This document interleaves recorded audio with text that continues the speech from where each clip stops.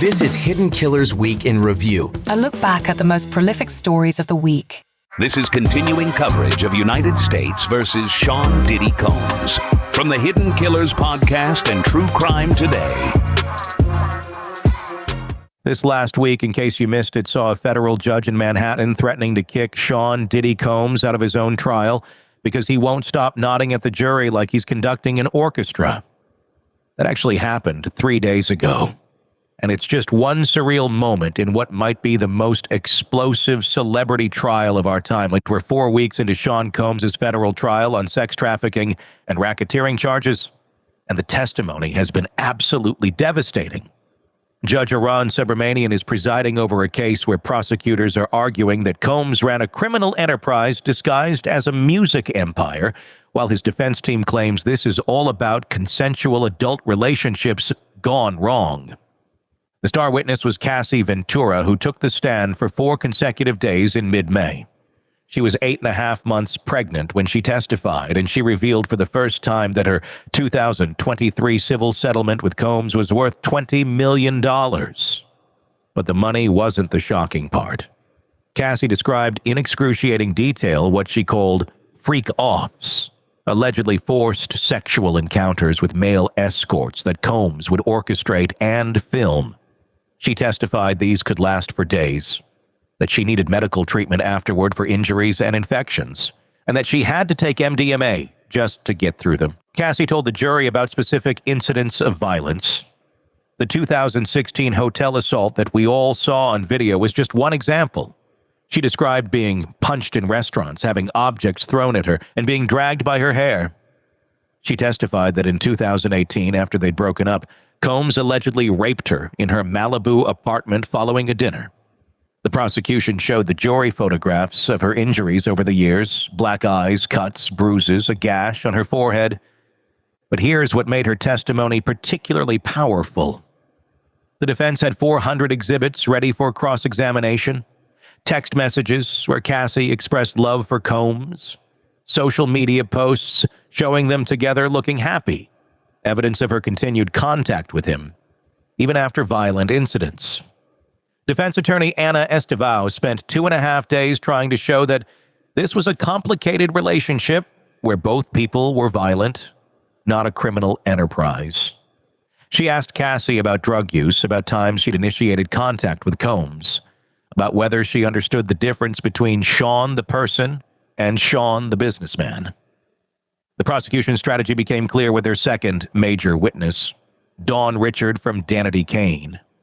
Dawn testified about witnessing Combs attack Cassie in his kitchen in 2009. She described him coming downstairs screaming about his eggs, taking a frying pan, and swinging it at Cassie, who dropped to the ground trying to protect her head. Dawn said Combs then dragged Cassie upstairs by her hair while she heard glass breaking and yelling. The next day, Combs allegedly told Dawn and another witness that what they'd seen was just passion between lovers, and that it would be in their best interest not to say anything because where he comes from, people go missing if they talk. Kid Cudi's testimony added another layer. He testified that after he briefly dated Cassie, his Porsche was destroyed with a Molotov cocktail. The defense objected heavily to this testimony, arguing there was no direct evidence linking Combs to the car bombing, but the judge allowed it as part of the pattern evidence the prosecution is building. The employee testimony has been particularly damaging. A former assistant testifying under the pseudonym Mia spent 3 days on the witness stand describing her own alleged sexual assault by Combs and witnessing his abuse of Cassie. She testified that Combs raped her in 2013, forced her to perform oral sex, and that she felt trapped because speaking out would mean losing her job and being silenced, punished, exiled. She described watching Combs slam a bathroom door on her arm multiple times after he took her phone and threatened to use anything incriminating he found on it against her. During Mia's cross-examination, the defense tried to paint her as a disgruntled employee seeking money. They pointed out that she'd been approached by lawyers in 2023 about potentially filing a lawsuit against Combs, but Mia testified that she actually turned down the opportunity to sue because she was too afraid of retaliation. The hotel security testimony has been explosive. Israel Flores, who was working security at the Intercontinental Hotel in Los Angeles in March 2016, testified about responding to the incident we saw on that surveillance video. He said Combs approached him afterward with what he interpreted as a bribe attempt, telling him, "You take care of this, and I'll take care of you," while holding a wad of cash. Flores said he declined the money and reported the incident to his supervisors. But the most damning security testimony came from Eddie Garcia, who was given immunity by the government. Garcia admitted that he later sold that 2016 surveillance video to a media outlet for $100,000.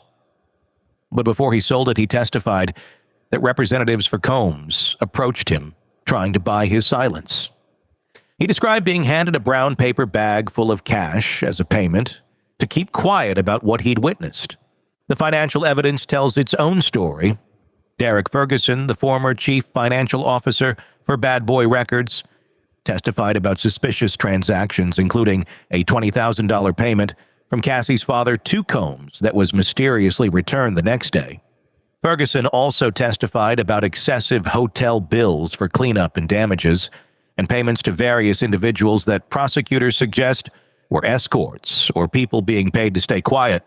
Federal agent Yasin Binda from Homeland Security Investigations testified about what they found when they arrested Combs at the Park Hyatt Hotel in September.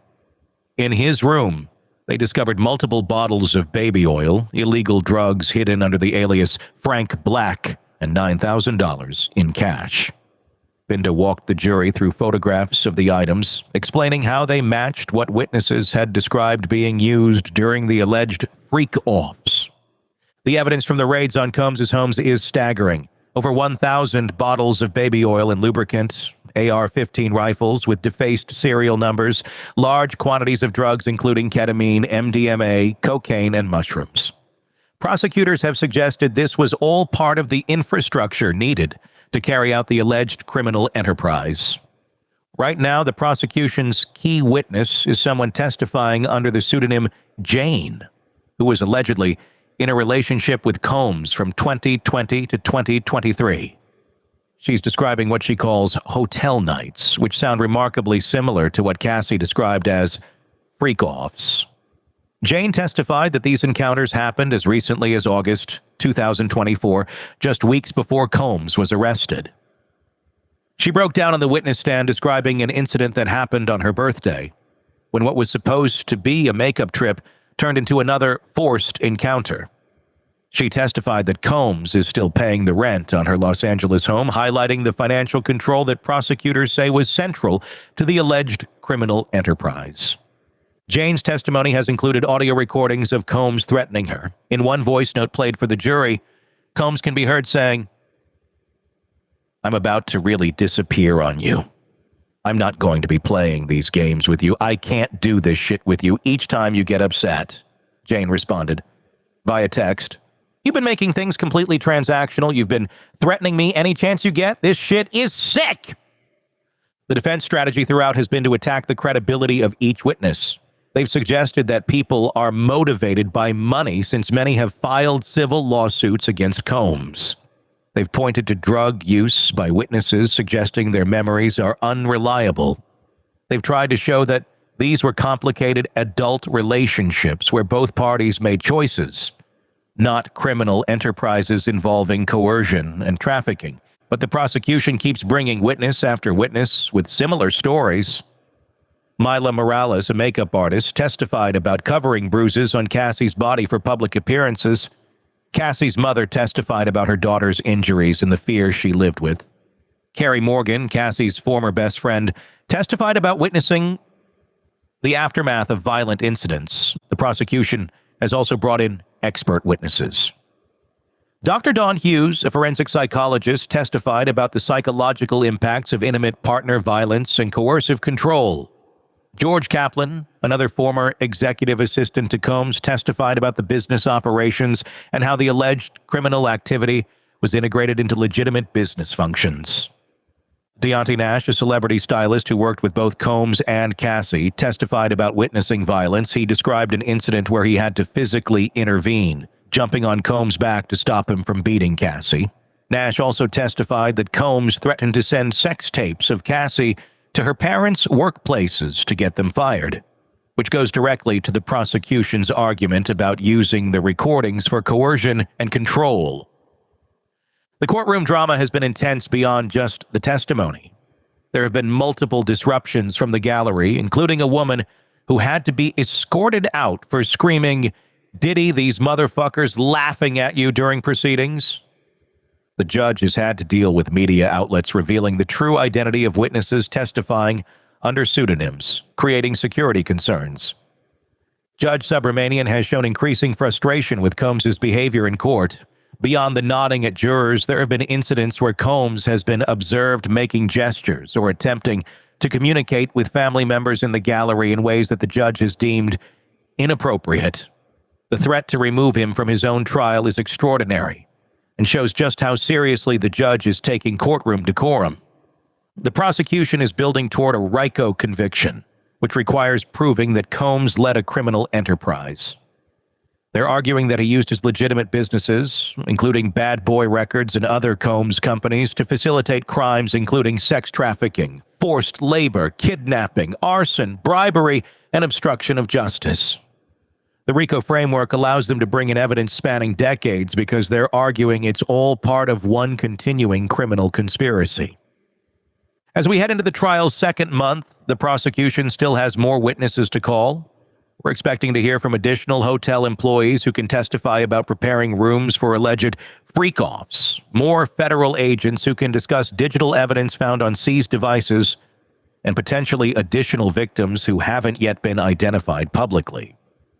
The defense hasn't indicated whether Combs will testify on his own behalf, given his apparent difficulty controlling his behavior even while sitting silently at the defense table. Putting him on the witness stand would be incredibly risky. Cross-examination by federal prosecutors would be brutal, and any inconsistencies in his testimony could be devastating.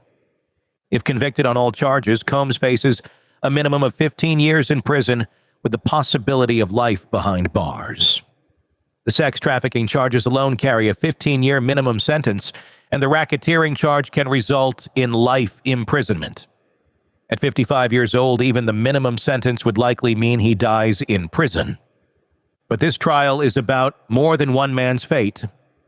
The testimony we're hearing is forcing a reckoning with power dynamics in the entertainment industry that have been ignored for decades. Multiple witnesses have testified about their fear of speaking out because of Combs' influence over careers and livelihoods. The prosecution is arguing that this fear was deliberately cultivated as part of the criminal enterprise.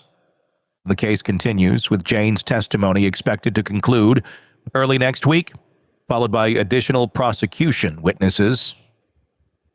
Legal experts predict we won't see closing arguments until sometime in July, making this one of the longest high-profile criminal trials in recent memory. But given the volume of evidence and the number of witnesses, the prosecution appears to be building an overwhelming case that this wasn't just a powerful man with a complicated personal life, but rather a carefully constructed criminal operation that used music industry infrastructure to facilitate serious crimes. Whatever the verdict, this trial has already changed conversations about accountability, consent, and power in ways that will extend far beyond the hip-hop community. The jury will ultimately decide not just Sean Combs' fate, but whether our justice system can hold the powerful accountable regardless of their wealth, influence, or cultural impact. In a world where the darkest secrets lie just beneath the surface. They said it was an accident, but the evidence says otherwise. Where hidden killers roam, unnoticed, in the shadows. I think you would definitely be looking at a blend of toxic, very bad narcissistic personality traits, and they will be vengeful and possibly resort to violence. Join Tony Brueski as he uncovers the truth behind the most chilling cases. They said it was an accident, but the evidence clearly says otherwise. Each episode, we dig deep into the minds of those who commit the unthinkable. To your point on narcissism, he thinks in his own mind how witty he is. Yeah. But he lost that jury. I was done with him in 2 minutes. From unsolved mysteries to infamous crimes. Geez, you've just talked about how you've taught yourself how to do everything under the sun. I bet you did a YouTube video, how to best kill somebody with a knife. Hidden Killers with Tony Brueski takes you where few dare to go. How does someone with such a dark secret go unnoticed for so long? With multiple new episodes every single day. We're not just telling stories, we're seeking justice. Listen now on Apple Podcasts or wherever you get your podcasts. Just search for Hidden Killers with Tony Brueski.